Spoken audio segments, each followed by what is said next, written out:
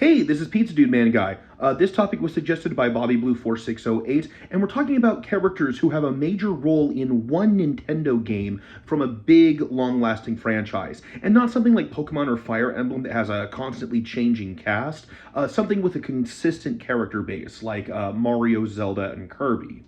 Now, historically, these types of characters don't have a good track record.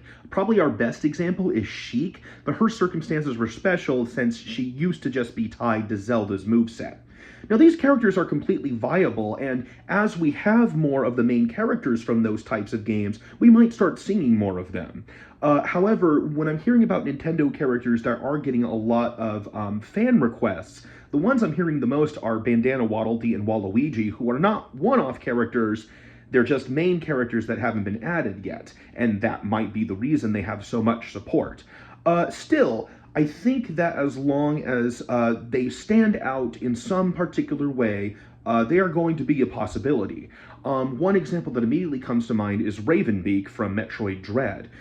Even though Ravenbeak is a one-off Metroid character right now, what makes him stand out is just the fact that he's our most concrete example in a Metroid game of a Chozo warrior. That's such a big part of the Metroid lore that it makes him feel bigger.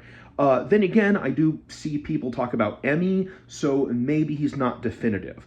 Another one I hear a lot of recently is Rauru. So to me, that's something kind of Rosalina-ish, where it's like instead of updating Link with abilities of Tears of the Kingdom, you instead add a newcomer that can showcase even more of them. And Tears of the Kingdom is a pretty good option because it has so many new types of abilities that we've never seen in Zelda before.